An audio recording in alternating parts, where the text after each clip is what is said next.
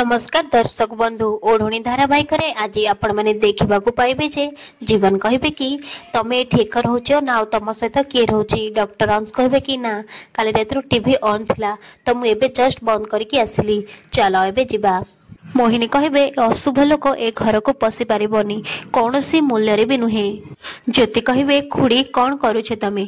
मोहिनी कहे तो मुह बंद करे अमंगुली आउ कहे कि माँ ठाकुराणी ए सांगे सांगे निष्पत्ति नियंतु।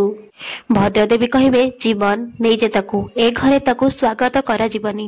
जीवन कहे जेजेमा शुण मो कथा टिके प्लीज। अंशकर कहीं भी ना दे आज जहाँ भी तांकर अवस्था है से सब मोरी पाई है कौन आमे तांकर ख्याल रखी पारिबानी। मोहिनी कहे आम जोगु हेनी जहाँ भी है तार निज जोगु होइछि सब कथारे गोड़ गलेबा तार गोटे अभ्यास। डॉक्टर अंश कहे मु आगरू कही जे मो घरे रहिबा मो पाई ठीक आउ एठी आसिकी मो जोगु किछि झगड़ा हो से कथा मु जमा चाहुनी। जीवन कहे जेजेमा से मो जीवन बचैछंती तम उत्तराधिकार जीवन बचैछंती। जेजेमा तमे कोन मो पे एति करि परिबनी जे तम उत्तराधिकारी रो जीवन बचैला तमे कोन तांको एति टिके सहायता करि परिबनी। मोहिनी कहे माँ ठाकुराणी ये जदि ए घर रहिबो मु सांगे सांगे घर छाड़ी चली जीवी।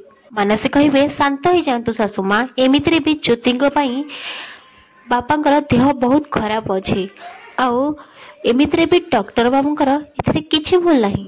ता छड़ा जदि डॉक्टर बाबू एठी 24 घंटा रहिबे ताहले मो पई और मो छुआ पई बहुत भला हेबो। भद्रदेवी कहे ठीक अच्छी ये एठी रही पारिबो किंतु गोटे कथा मन रखिबो ए घरे जेमिति मु कोनोसी तामसा देखिबिनी। जीवन कहे किछि सेमिति तामसा हबनी जेजेमा।